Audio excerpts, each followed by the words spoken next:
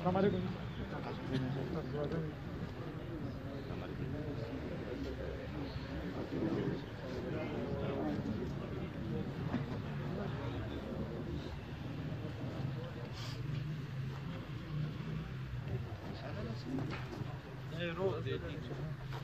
مشرور دي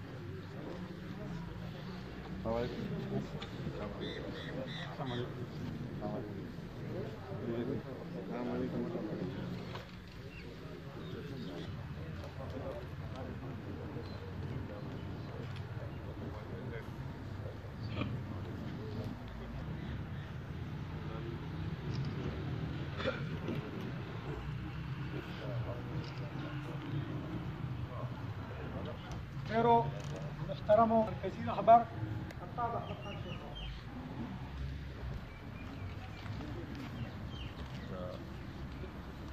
نثار خان کی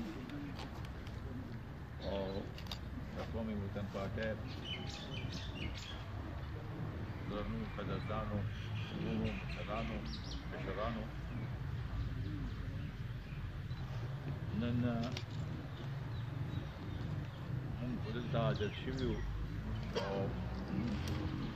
دا زموږه مشترکه څنګه چې د هغوی بچي یا وروڼه یا نور خپل خپلوان یې په غم کې دي دغسې موږ هم په غم ځکه چې یو داسې خوږ ملګری یو داسې نظریاتی ملګری یو داسې مخلص ملګری چې موږ نه جدا شي نو لازمي خبره ده چې یو مهمي او بل د هغه خلا پوره کېدی نه شي په دې څو کاله چې موږ سره د نثار خان الله تعالی دې وبخښي چې هغه تېر کړل نو ډېر په ایماندارۍ سره او مخلصۍ سره د دې پارټۍ خدمت وکړو د هغه سیاسي زندګي د هغې نه مخکې په نورو پارټو کې هلته هم په ډېر هغې سره ایماندارۍ سره هغې نظریې سره هغه شانتې کار کړی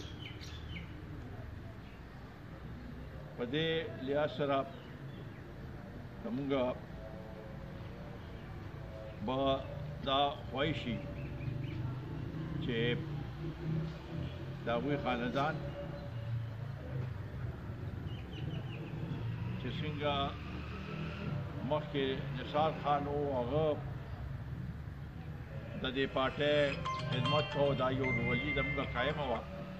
همدغسې د هغوی خاندان هم زه امید لرم چې هماغه شانتې به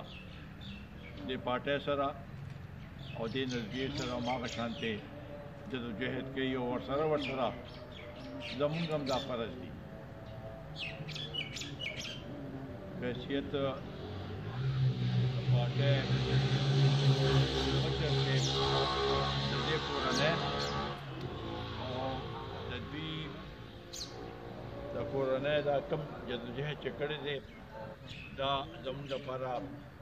یو مشعل را ده او په دې باندې به انشاءالله تعالی مونږ ځو او د دوی هر قسم خدمت به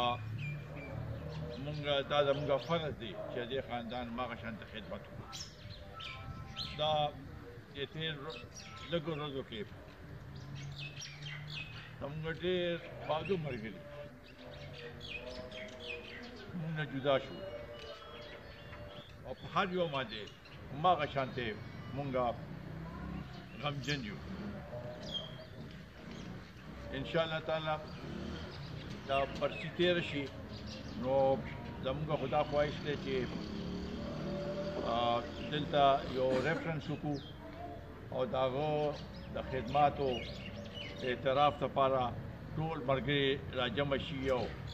هغه ته خراج تحسین پیش کړي انشاءالله تعالی دا زموږ فرض دی او د هغې نه علاوه چې څه د هغه خدمات به مونږ په هر یو هغې کې مخکې کوو او خلکو ته به زموږ راتلونکي نسلونو ته به دا مونږ ښایو چې دلته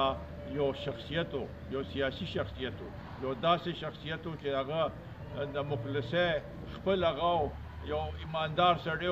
او په یو لارې روانو او مونږ به غواړو چې زموږ راتلونکي نسلونه په دغه لارې باندې دغه شانتې دغه په شانتې بهادرۍ سره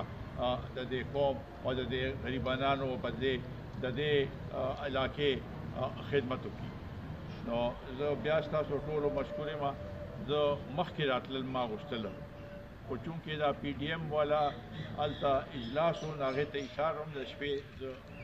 پېښور ته تقریبا 2 بجې راورسېدم همدې دپاره چې زه دلته خپله حاضري وکړم دلته خپل د عقیدت هغوی سره چې کوم و د هغې اظهار خیال وکړم او د هغې خاندان سره د دې غم کې ورته دا ووایم چې مونږ برابر شریک یو الله تعالی دې هغه وبخي الله تعالی دې هغه له اته وړه جنتونو ورکړي او الله تعالی دې د هغه په خاندان د هغه په خپل خپلوانو دا همت ورکړي چې دا دومره لویه صدمه هغوی برداشت کړي ډېره مننه